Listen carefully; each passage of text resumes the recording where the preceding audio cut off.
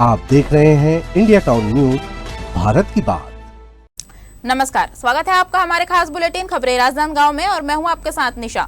चलिए बुलेटिन की शुरुआत करते हैं, पर उससे पहले एक नजर आज की हेडलाइंस पर। दिग्विजय स्टेडियम में नई ऊर्जा, सचिव सह सचिव ने ली शपथ, विधानसभा अध्यक्ष रहे मुख्य अतिथि।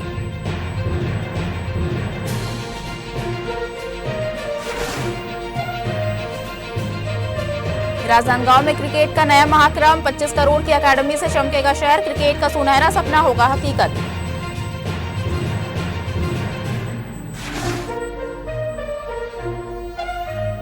वीआईपी रोड पर पार्किंग का किला, एम्बुलेंस फंसी, आपात सेवाएं प्रभावित, डीजे और साउंड सिस्टम से रात की नींद उड़ी।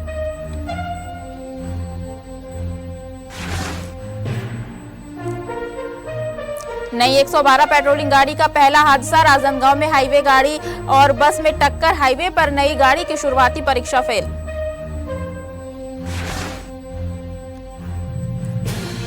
डाकघर में तकनीकी उड़ान, डाक सेवाओं में नया कदम, कर्मचारियों के लिए कार्यशाला।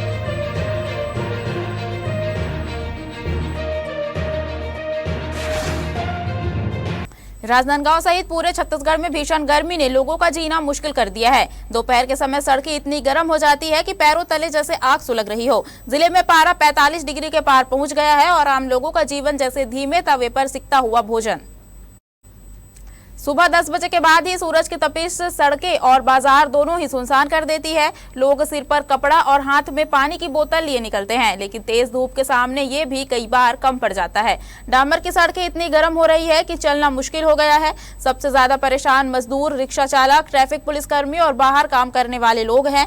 तेज लू और तपती धूप से थकान, चक्कर और डिहाइड्रेशन जैसी समस्याएं आम हो गई है। अस्पतालों में भी इस मौसम की मार झेल रहे मरीजों की संख्या बढ़ती जा रही है। शहर के चौक चौराहों, बस स्टैंड और सार्वजनिक स्थान दोपहर में सुनसान हो गए हैं। बिजली की खपत बढ़ने से कई इलाकों में कटौती भी बढ़ गई है, जिससे गर्मी और परेशानी दोनों बढ़ गए हैं। इस संबंध में मौसम विभाग ने चेतावनी दी है कि आने वाले कुछ दिन और भी तपेंगे। प्रशासन ने लोगों से अपील की है कि दोपहर के समय घर में रहे, खूब पानी पिए और लू से बचाव के उपाय अपनाएं। जैसा कि आप देख रहे हैं, सबकी वीरान सड़कें पड़ी हुई है। पारा भी 45 के पार चले गया है। इस वजह से भी सड़कें भी वीरान हो गई हैं। लोग अनावश्यकता निकलना भी नहीं चाह रहे हैं और जिस हिसाब से अभी तापमान है, सिर्फ ज़रूरी काम के लिए ही लोग निकल रहे हैं। और चाहना भी चाहिए कि मौसम जिस हिसाब से चल रहा है, तापमान इतना बढ़ा हुआ है, धूप इतनी तेज़ है, तो कुछ ज़रूरी काम हो तभी निकले और अपना ख्याल रखें। पानी बोतल, स्कार्फ, गमछा, सनग्लासेस लगा के ही निकले। ज़रूरी काम हो तभी निकले, ना तो घर पे ही रहे, क्योंकि जिस हिसाब से तापमान है, बीमार हो सकते हैं, तबीयत ख़राब हो सकती है। देखिए, टेम्परेचर तो बहुत हाई है। अभी आई थिंक 43-44 डिग्री टेम्परेचर चल रहा है। हाहाकार है सब तरफ। बस हम यही अपील कर रहे हैं लोगों से कि आप घर से जब भी निकले, पानी पी के निकले, अपने साथ प्याज रखें और कोशिश कीजिए धूप में ज़्यादा ना निकले, क्योंकि अभी सन स्ट्रोक के चांसेस बढ़ गए हैं। तुरंत लू लग रही है, उससे तुरंत डिहाइड्रेशन हो सकता है, वोमिटिंग हो सकता है, एडमिट हो सकते हैं। इसलिए धूप से बचना जरूरी है। पानी ज़्यादा पीना है, प्याज खाना है, प्याज को साथ में लेके चलना है। राजनांदगांव के वार्ड नंबर 39 में इन दिनों लोगों की नींद उड़ गई है। नगर निगम की ओर से घर तोड़ने का नोटिस मिलने के बाद इलाके में अफरा तफरी मची हुई है। प्रभावित परिवारों का कहना है कि यह कार्रवाई गरीब और मध्यवर्गीय परिवारों के लिए अचानक और बेहद डरावनी साबित हो रही है। जानकारी के मुताबिक निगम ने कुछ मकानों को अतिक्रमण के तहत नोटिस भेजा है, लेकिन रहवासी दावा कर रहे हैं कि वे कई सालों से अपने घरों में रह रहे हैं और बिना पर्याप्त वार्ता या समाधान के नोटिस मिलना उनके लिए बेघर होने का संकट लेकर आया है। घबराए हुए परिवारों ने विधानसभा अध्यक्ष डॉक्टर रमन सिंह से व्यक्तिगत रूप से मिलकर कार्रवाई रोकने और वैकल्पिक आवास की व्यवस्था की गुहार लगाई। रहवासियों ने कहा कि जब तक कोई ठोस व्यवस्था नहीं होती, हमारे घरों को ढाया जाना न्यायसंगत नहीं है। स्थानीय लोग आरोप लगा रहे हैं कि निगम प्रशासन बिना सुनवाई के कार्रवाई की योजना बना रहा है, जिससे गरीब परिवारों में भय और असुरक्षा का माहौल बन गया है। वहीं कुछ निवासियों ने निष्पक्ष जांच की मांग भी उठाई है, ताकि असली स्थिति सामने आ सके। मामले में अभी तक निगम प्रशासन की ओर से कोई आधिकारिक बयान नहीं आया है, लेकिन इलाके में चर्चा और तनाव लगातार बढ़ता जा रहा है। प्रभावित परिवारों को अब जनप्रतिनिधियों और प्रशासनिक हस्तक्षेप से राहत की आस है। शहर के वार्ड नंबर 39 में जहां पर भारतीय जनता पार्टी के पार्षद हैं, वहीं नगर पालिका निगम का एक नोटिस पहुंचता है और लगभग 50 घर जो वहाँ पर 50 वर्षों से स्थापित हैं उनको हटाए जाने की आदेश जारी होते हैं, जिसके बाद वार्डवासी और पार्षद स्वयं राजनांदगांव के विधायक यानी विधानसभा स्पीकर डॉक्टर रमन सिंह के निवास पर पहुंचते हैं और अपनी मांग करते हैं कि आखिरकार 50 वर्षों से इनकी जो आजीविका वहां पर चल रही है, जिसे अब तत्काल एक आदेश पर उसे हटाए जाने की बात कही जा रही है। अब ऐसे में लोगों में अपने घर परिवार और अपनी ज़िंदगी का जीवन गुजर बसर करने के लिए काफ़ी दिक्कतों का सामना करना पड़ रहा है। 50 लोग यहाँ पर मौजूद हैं। अभी हमारे साथ में वार्ड पार्षद भी मौजूद हैं। यहाँ के निवासी भैया, क्या मांग थी? हम लोग का मकान हटाने का नोटिस दिया है, एक बार नहीं कई बार दे चुका है, लेकिन हम लोग पार्षद से बोले कि डॉक्टर बाबा के पास में जाना, तो पार्षद भी हमारे साथ दिए। हम लोग चाहते हैं कि वहाँ से ना हटाए। भैया, कितने घर होंगे जो उस नोटिस की वजह से प्रभावित हो रहे हैं? लगभग कम से कम वहाँ 60 से 70 घर होंगे वहाँ निवासी, जिसमें 50 वर्ष से विगत निवास कर रहे हैं, जिसमें आज कम से कम 4 से 5-7 बार हमको नोटिस दिया गया कि यहाँ से हटा दिया जाए, हटो करके। पर हम लोग 50 वर्ष से निवास है, इसलिए हम लोग वहीं रहने का मांग कर रहे हैं। और शायद हमें भी अपने गुजर बसर के लिए वहीं व्यवस्थित हो चुके हैं, परंतु हम कहाँ जाएंगे? जो निवास कर रहे हैं उसी स्थान पर हम लोग रहेंगे, जो भी हम लोग को निवास से न हटाया जाए। आवाज़ दे रहे हो, बहुत दूर है, हम लोग वहाँ पर से यहाँ पर काम करने के लिए नहीं आ पाएंगे, और हमारे बच्चे को कौन देखेगा? तकलीफें हो रही हैं। हाँ, तकलीफ हो रहे। हम लोग चाहते हैं कि वही पर दे दें। पार्षद भी अभी इस वक्त हमारे साथ में मौजूद है। रवि जी, आप खुद इनके आवेदन को लेकर के डॉक्टर साहब के पास पहुंचे हैं, उनसे बातचीत की है, क्या कुछ आश्वासन मिले हैं? आश्वासन की बात यह है कि मैं इतना जरूर जानता हूं कि डॉक्टर रमन सिंह जी के पास, माननीय विधायक जी के पास जब हम पहुंचते हैं, जब भी कोई भी विषय को लेकर, तो बहुत ही संवेदनशील तरीके से उनका सोच रहता है और निश्चित रूप से इसका भी अच्छा परिणाम आएगा, ऐसी मेरी मानना है। आवेदन निवेदन किया है और इसका सार्थक परिणाम निकलेगा, ऐसी मुझे आशा है। निश्चित रूप से इसका सार्थक परिणाम निकलेगा। निगम के इस आदेश के बाद तकरीबन 50 से 60 घर जो है वो प्रभावित होंगे, उनके घर टूट जाएंगे और वो फिर सड़क पर आ जाएंगे। बताया जा रहा है कि निगम के द्वारा इनके आजीविका को चलाने के लिए, इनको घर मुहैया करवाने के लिए निगम द्वारा जो जगह बनाए गए हैं वहाँ पर इनको स्थापित करने के लिए पहले ही व्यवस्था बना दी गई है। लेकिन सवाल उठता है कि स्थापित तो वहाँ पर हो जाएंगे, मगर इनका जो व्यवसाय है, इनके घर का पालन पोषण है, वो किस तरीके से होगा? आज डॉक्टर रमन सिंह के साथ में इनसे मुलाकात हुई है, क्या कुछ आश्वासन दिया है और क्या आने वाले समय में इन्हें वहीं स्थायी रूप से रहने दिया जाएगा? हमारे वार्ड क्रमांक 39 जो बांसुरीपारा दुर्गाड़ा के पीछे जो झोपड़ी है, उसको हटाने के लिए हमको नोटिस दिया गया है नगर निगम से, जो हम लोग 50 वर्ष से विगत हम लोग निवास कर रहे हैं। परंतु यहाँ नोटिस पे नोटिस दिए जा रहे हैं कि इसको हटाओ यहाँ से करके।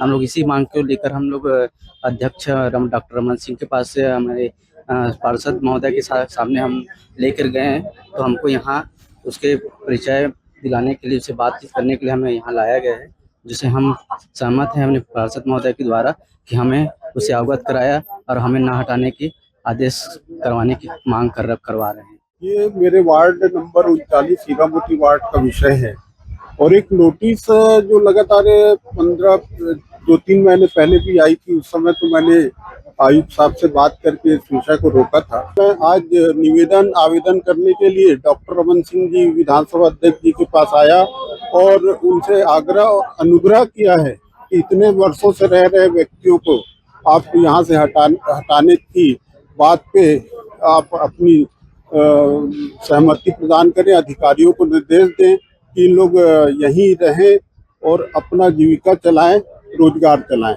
मैं इतनी ही बात थी आज।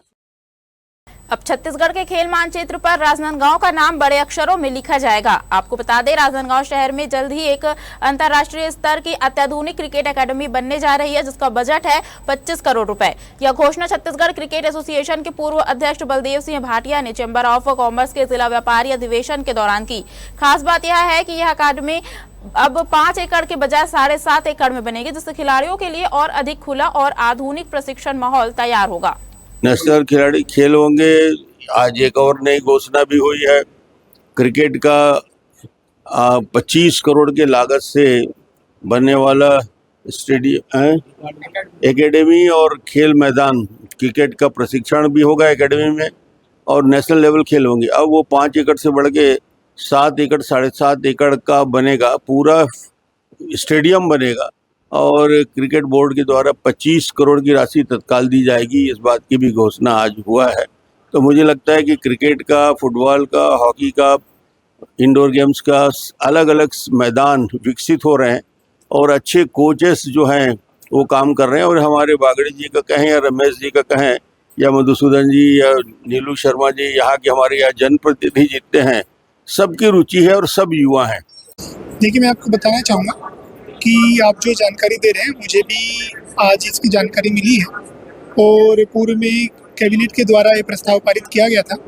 तो इस संबंध में प्रशासन के तौर पे जो कार्य योजना है वो बनाकर हम तुरंत आगे इसको प्रस्तावित करेंगे और जिससे कि इसके लिए जो पैसे आने हैं उनका उपयोग जल्द से जल्द इस स्टेडियम के निर्माण के लिए हो सके और बच्चों को एक और बेहतर स्टेडियम मिल सके। उसके लिए हम सभी लोग उत्साहित हैं और राजनांदगांव में बहुत सारे स्पोर्ट्स हैं और नई चीज़ें जुड़ने से बच्चों के लिए और उनके पेरेंट्स के लिए एक नए करियर का ओरिएंटेशन खुलेगा, जो सभी के लिए खुशी की बात है। इस संबंध में छत्तीसगढ़ क्रिकेट एसोसिएशन के पूर्व अध्यक्ष बलदेव सिंह भाटिया ने कहा, राजनांदगांव और आसपास के क्षेत्रों में प्रतिभाएं भरपूर है, लेकिन संसाधनों की कमी उन्हें उच्च स्तर तक नहीं ले जाने देती।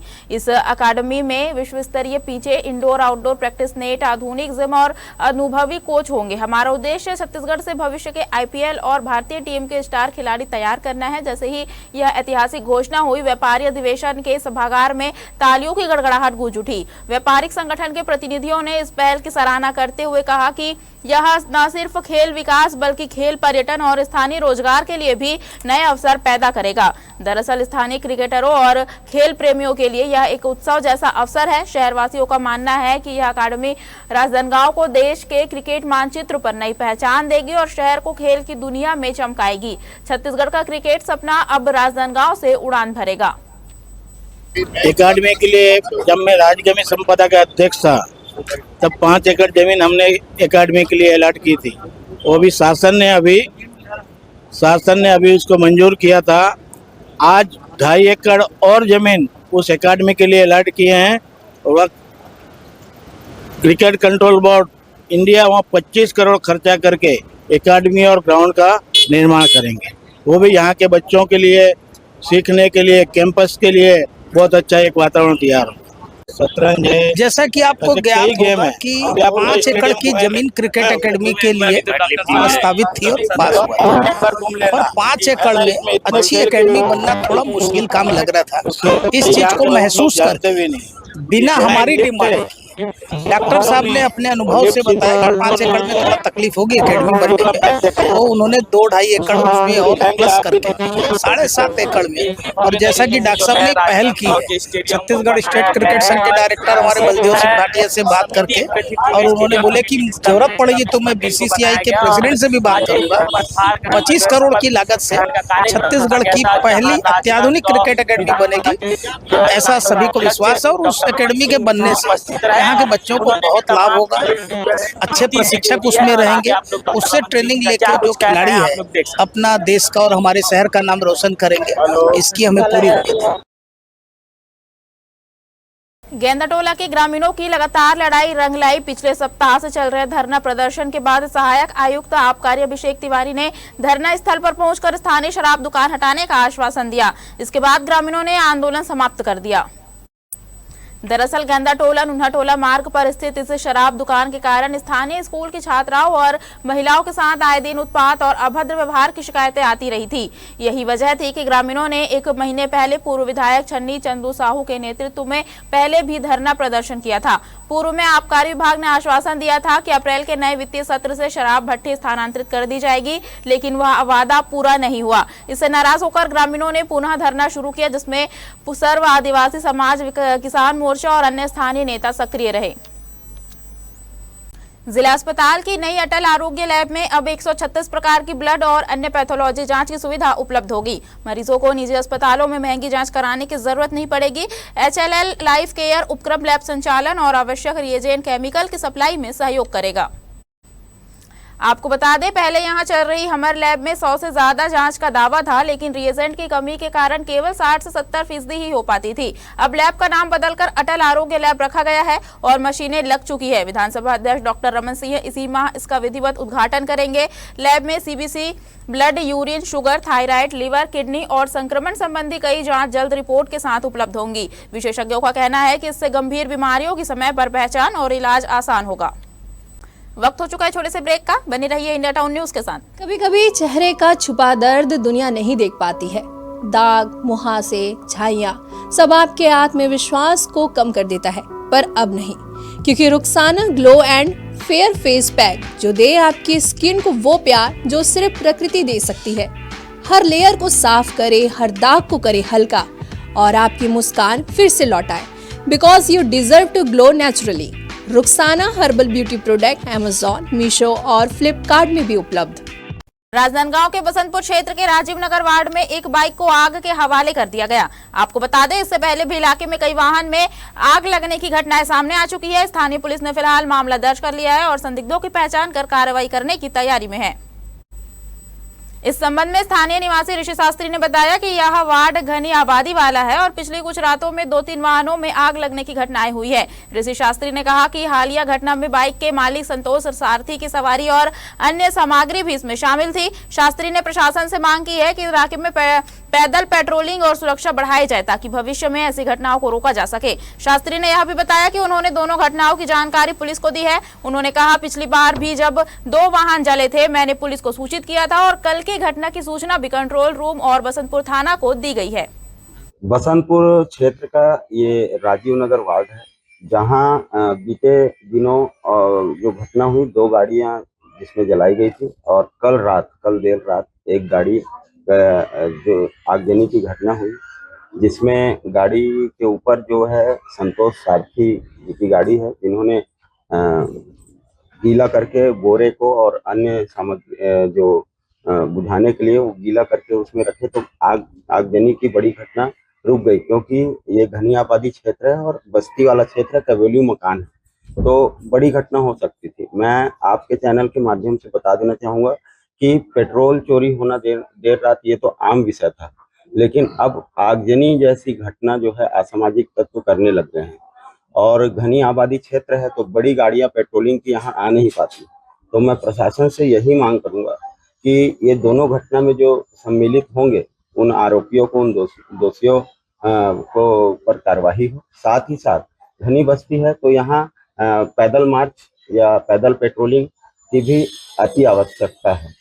राजनांदगांव शहर के वीआईपी रोड स्थित गुजराती स्कूल मैदान में हाल ही में शुरू हुए बड़े आयोजन ने एक बार फिर शहर की सड़कों और आम लोगों की चिंता को बढ़ा दिया है। लेकिन इस बार विरोध प्रदर्शन नहीं बल्कि सड़कें जाम और एम्बुलेंस रोके जाने का नया संकट लोगों की निगाहों में है।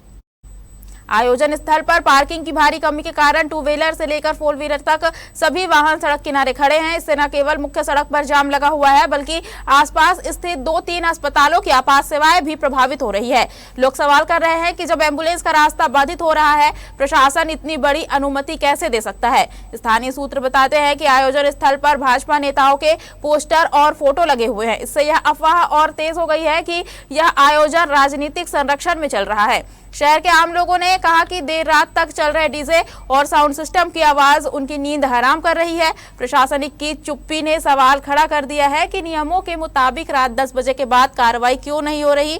फिलहाल शहर में चर्चा यही है कि क्या नियम केवल आम लोगों के लिए है या वीआईपी रोड पर होने वाले आयोजनों के लिए अलग। नमस्कार, मैं विश्वनाथ देवांगन और आप देख रहे हैं आपका अपना channel India town news Bharat की बात।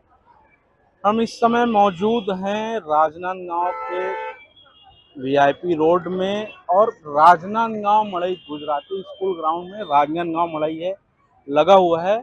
वही मड़ई जिसको लेकर के खिलाड़ियों ने चक्का जाम किया, विरोध प्रदर्शन किया और म्युनिसिपल स्कूल और स्टेट स्कूल ग्राउंड में लगाने से मना किया, जिसके बाद गुजराती स्कूल ग्राउंड में यह लगा है। अब हम आपको एक ऐसी तस्वीर दिखाते हैं, इधर आप देख सकते हैं इस साइड में एक ट्रैफिक है, इस साइड में गवर्नमेंट हॉस्पिटल है और भी हॉस्पिटल्स इधर हैं। पार्किंग व्यवस्था एक सबसे बड़ी सवाल मानी जाती है किसी भी आयोजनों पे। पार्किंग व्यवस्था हर आयोजनों में बहुत ही महत्वपूर्ण मानी जाती है। आप देख सकते हैं पूरी गाड़ियां जो कि रोड पर ही खड़ी हुई हैं, पूरी रोड पर ही अवैध पार्किंग, एक प्रकार से कहा जाए तो अवैध पार्किंग किए हुए हैं। इस साइड में छोटी वाहनें खड़ी हैं, टू व्हीलर्स, पीछे की साइड में रोड के दूसरी साइड में फोर व्हीलर्स भी खड़े हुए हैं। और जैसे ही आप मेले के प्रांगण में पहुंचोगे तब आप देखोगे कि बहुत सारे नेताओं के फोटोज लगे हुए हैं। क्या ये प्राइवेट आयोजन है या सरकारी आयोजन है? सांसद जी के फोटो लगे हैं, महापौर जी के फोटो लगे हैं। समझना मुश्किल है कि सरकारी कार्यक्रम है या प्राइवेट है। लेकिन एक चीज समझ नहीं आ रहा है कि पार्किंग व्यवस्था ना होने के बावजूद कार्यक्रम की परमिशन कैसे मिली, किसने इस कार्यक्रम की अनुमति दिया। इसका विरोध पहले भी हो रहा था और अभी भी पार्किंग को लेकर के विरोध हो रहा है। पुलिस प्रशासन अपना काम कर रहा है, पुलिस प्रशासन के लोग लगे हुए हैं, ट्रैफिक व्यवस्था और अंदर की पूरी व्यवस्था पुलिस प्रशासन देख रहा है। लेकिन प्राइवेट आयोजनों में क्या इस प्रकार की नो पार्किंग एरिया में पार्किंग कर रहे हैं लोग, इसके ऊपर क्या कोई कार्रवाई होगी? और क्या इस प्राइवेट आयोजनों के जो आयोजन करता है उसके ऊपर कोई कार्रवाई होगी, कोई फाइन लगाया जाएगा? क्योंकि इस रोड में ये वीआईपी रोड कहा जाता है, आगे ही सरकारी हॉस्पिटल है, तेज साउंड में यहाँ डीजे बज रहा है, तो ज़्यादा से ज़्यादा 200 मीटर में सरकारी हॉस्पिटल है, तेज आवाज में डीजे बज रहा है। आप देख सकते हैं कि मेरे पीछे एक एम्बुलेंस निकल रही है, एम्बुलेंस आ रही है, लेकिन ट्रैफिक व्यवस्था आप देख सकते हैं। मैं अभी आपको बता रहा था कि हॉस्पिटल है करके, और ट्रैफिक व्यवस्था आप देख सकते हैं कि एम्बुलेंस को रुकना पड़ रहा है। यहाँ पर ट्रैफिक व्यवस्था बहुत ही ज्यादा लचर है, पार्किंग नहीं है, लेकिन उसके बाद भी कार्यक्रम की अनुमति दी गई है। और भी ऐसे आगे दिखाते हैं जहां 4 व्हीलर पार्क हैं, बन रही है हमारे साथ। राजनांदगांव का दिग्विजय स्टेडियम शुक्रवार को न सिर्फ खेल का केंद्र बना बल्कि नए नेतृत्व के उत्साह का भी साक्षी बना। स्टेडियम समिति के नवनियुक्त सचिव और सह सचिव का शपथ ग्रहण समारोह बड़ी धूमधाम से संपन्न हुआ। इस मौके पर छत्तीसगढ़ विधानसभा अध्यक्ष डॉक्टर रमन सिंह मुख्य अतिथि के रूप में उपस्थित थे।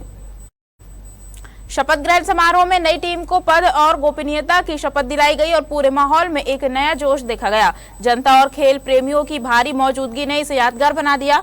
समारोह में उपस्थित जनप्रतिनिधियों और समाज सेवियों ने नई टीम को बधाई दी और आशा जताई कि स्टेडियम में खेल और गतिविधियों को नई दिशा मिलेगी। इस मौके पर मुख्य अतिथि डॉक्टर रमन सिंह ने अपने संबोधन में कहा कि खेल सिर्फ प्रतिस्पर्धा नहीं बल्कि युवाओं के व्यक्तित्व और टीम भावना के विकास का मार्ग है। उन्होंने समिति से आग्रह किया कि खिलाड़ियों के लिए बेहतर सुविधाएं उपलब्ध कराई जाए और नई प्रतिभाओं को बढ़ावा दिया जाए। आयोजन की खास बात यह रही कि शहर के कई गणमान्य नागरिक, खेल संगठन और सामाजिक संगठन के सदस्य भी उत्साहपूर्वक मौजूद थे, जिससे यह कार्यक्रम खेल और समाज दोनों के लिए प्रेरक बना। आज राजनांदगांव में सुबह से कार्यक्रम लगातार चल रहा है और चैम्बर ऑफ कॉमर्स का एक महत्वपूर्ण आयोजन हुआ और उसमें वित्त मंत्री जी उपस्थित थे और करीब 1000 से ज़्यादा प्रतिनिधि मोहला मानपुर चौकी से लेकर खैरागढ़ तक और राजनांदगांव के प्रतिनिधि आए थे। वित्त मंत्री जी का शानदार तरीके से प्रदेश की वित्तीय स्थिति के बारे में जानकारी उपलब्ध कराई गई और राजनांदगांव के बारे में स्पष्ट रूप से कहा कि राजनांदगांव के डेवलपमेंट के लिए पैसे की कोई कमी नहीं होगी, जो भी काम महत्वपूर्ण होंगे उसको किया जाएगा। राजनांदगांव दिग्विजय स्टेडियम को राजनांदगांव की जनता के मंशा के अनुरूप क्रिकेट का जो पहले ग्राउंड था ऐसा ग्राउंड बहुत जल्दी आप नए स्वरूप में देखोगे। और जो जिम्मेदारी यहाँ की मिली है, दिग्विजय स्टेडियम से वैसे पूर्व परिचित ही हूँ, वहाँ क्या क्या कमी बेसियाँ हैं और डॉक्टर रमन सिंह के रहते सभी कमियों को जल्दी दूर करके यहाँ के बच्चों के लिए खेलकूद के लिए खाली क्रिकेट ही नहीं, बैडमिंटन, टेबल टेनिस, चेस, शतरंज, बास्केटबॉल, उन सभी खिलाड़ियों के लिए, फुटबॉल, सभी खिलाड़ियों के लिए अच्छे वातावरण का निर्माण करेंगे। जैसा कि आपको ज्ञात होगा कि 5 एकड़ की जमीन क्रिकेट एकेडमी के लिए प्रस्तावित थी और पास हुआ, और 5 एकड़ में अच्छी एकेडमी बनना थोड़ा मुश्किल काम लग रहा था। इस चीज को महसूस करते बिना हमारी डिमांड डॉक्टर साहब ने अपने अनुभव से बताया कि 5 एकड़ में थोड़ा तकलीफ होगी एकेडमी बनने में, तो उन्होंने 2-2.5 एकड़ उसमें और प्लस करके 7.5 एकड़ में, और जैसा कि डॉक्टर साहब ने पहल की है, छत्तीसगढ़ स्टेट क्रिकेट संघ के डायरेक्टर हमारे बलदेव सिंह भाटिया से बात करके, और उन्होंने बोले कि जरूरत पड़ेगी तो मैं BCCI के प्रेसिडेंट से भी बात करूंगा। 25 करोड़ की लागत से छत्तीसगढ़ की पहली अत्याधुनिक क्रिकेट एकेडमी बनेगी, ऐसा सभी को विश्वास है, और उस एकेडमी के बनने से यहाँ के बच्चों को बहुत लाभ होगा। पुलिस की नई 112 हाईवे पेट्रोलिंग गाड़ी ने अपनी शुरुआत कुछ ज्यादा ही धमाकेदार तरीके से की। विधानसभा अध्यक्ष डॉक्टर रमन सिंह द्वारा बीते दिन हरी झंडी दिखाकर सौंपे गए 22 नए वाहनों में से कोतवाली थाना की गाड़ी ने बस से भिंडत करके अपनी पहली ही ड्राइव यादगार बना दी। आपको बता दें, घटना आज सुबह करीब 9:30 बजे नेशनल हाईवे ओवरब्रिज पर हुई। शुरुआती जानकारी के अनुसार बस और पेट्रोलिंग गाड़ी के बीच टक्कर के बाद हाईवे पर अफरा तफरी मच गई। यात्रियों में खासकर उन लोगों की चिंता बढ़ गई जिन्हें रायपुर में इलाज का इंतजार था। हादसे को लेकर दोनों पक्षों में बहस शुरू हो गई। 112 वाहन चालक का दावा है कि उसकी वाहन स्थिर थी और बस चालक की लापरवाही से टक्कर हुई। वही बस चालक का कहना है कि पेट्रोलिंग गाड़ी अचानक ओवरटेक करने की कोशिश कर रही थी। पुलिस फिलहाल मामले की जांच में जुटी हुई है, लेकिन सवाल ये है कि नई हाईवे पेट्रोलिंग योजना इतनी जल्दी ही विवादों में क्यों फंस गई। लोग अब सोच रहे हैं क्या हाईवे पर तेज और नई गाड़ियों का नया अध्याय शुरुआत से ही खतरनाक साबित हो गया। राजनांदगांव प्रधान डाकघर ने अपनी सेवाओं को और बेहतर बनाने की दिशा में एक खास पहल की। यहां आयोजित एक तकनीकी कार्यशाला में डाक कर्मचारियों और अधिकारियों ने बढ़ चढ़ कर हिस्सा लिया। कार्यशाला में डाक सेवा की आधुनिक तकनीक, ग्राहक अनुभव सुधार और नई प्रक्रियाओं पर जोर दिया गया। अधिकारियों ने बताया कि कैसे छोटे छोटे बदलाव ग्राहकों के लिए बड़े फायदे ला सकते हैं। एक अधिकारी ने कहा, हमारा मकसद सिर्फ डाक भेजना नहीं बल्कि हर ग्राहक के अनुभव को सहज और तत्काल बनाना है। कर्मचारियों ने भी उत्साह के साथ नई नीतियों को समझा और अपनी शंकाओं को दूर किया। विशेष बात यह रही कि कार्यशाला में पारंपरिक डाक प्रणाली के साथ डिजिटल और तकनीकी सुधारों पर भी जोर दिया गया, जिससे यह अनुभव सिर्फ प्रशिक्षण नहीं बल्कि प्रेरक यात्रा साबित हुई। राजनांदगांव में किया गया था। इसका मुख्य उद्देश्य ये था कि जो भी सेवाएं हम अपने ग्राहकों को प्रदान कर रहे हैं उसमें अगर किसी भी तरह की उनकी ओर से हमें सलाह या वो सेवाओं को हम और अच्छी गुणवत्ता के साथ प्रदान कर सकें, उसके संबंध में उनका परामर्श या उनका फीडबैक हमें मिल सके, इसके लिए हमने ये सम्मेलन आयोजित किया था। सर, आप राजनांदगांव की जनता बड़ा बेसब्री से नए भवन में कब नए भवन में बस थोड़े से कुछ फिनिशिंग जिसको कहते हैं, थोड़ा सा काम बाकी है, बस वो अगर पूरा हो जाए और उसके लिए हम लगे हुए हैं कि जल्दी से जल्दी थोड़े बहुत जो काम है, बाउंड्री का हो गया, दरवाजे का हो गया और वॉशरूम का हो गया, तो ये 2-3 काम जो बच गए हैं वो जल्दी से जल्दी हम पूरा करने का प्रयास करते हैं। जैसे ही पूरा हो जाए नए भवन में। हमारे खास बुलेटिन खबरें राजनांदगांव में फिलहाल इतना ही। अब मुझे दीजिए इजाजत और आप देखते रहिए इंडिया टाउन न्यूज, भारत की बात। नमस्कार। आप देख रहे हैं इंडिया टाउन न्यूज, भारत की बात।